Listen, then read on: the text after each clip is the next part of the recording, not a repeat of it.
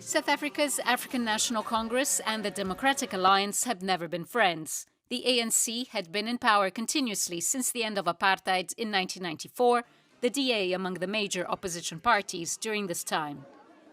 And despite a landmark agreement 12 months ago, which brought them both into a government of national unity, the animosity has continued. It's like a marriage. You commit to somebody for the rest of your life. After 10 years, after 20 years, you look at them differently and you say, oh, I can still love them. Equally with this government of national unity. It is not perfect. It will never be perfect.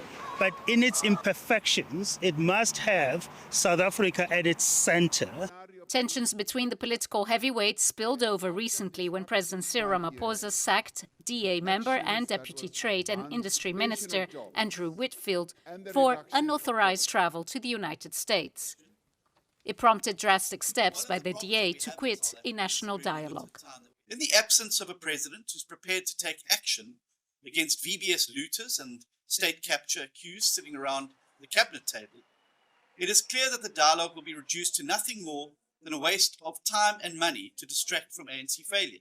The dialogue is seen by many as key to South Africa's future. It aims to bring government, business and civil society around the table to tackle key issues such as crime, unemployment and poverty.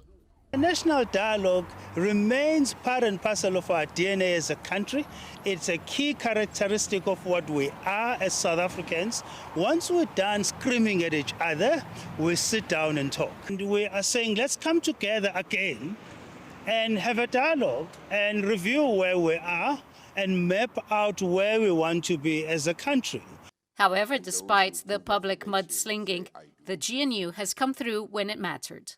Most notably, it saved South Africans from a hefty VAT hike, but it also stabilized the country after the ANC lost its majority in last year's 7th democratic election and the country found itself in uncharted territory. There are also signs South Africa's economy has returned to an upward trajectory. We have electricity, which had a major impact on the economy. The economy is now slowly starting to get out of almost in recession mode for a long time. And there's also more hope, general hope. There's the sentiment in general, I think, is better also from an international point of view.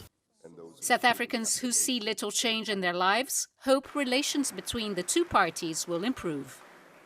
I'm not so surprised. I would say it was a little bit expected because they do have two different ideals, I think.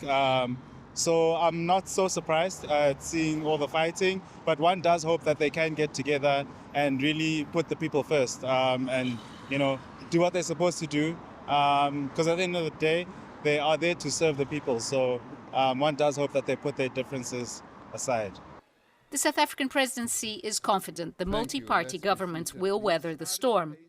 But analysts say the political landscape is heating up as parties prepare to contest next year's local government elections. Julie Shara, CGTN, Cape Town.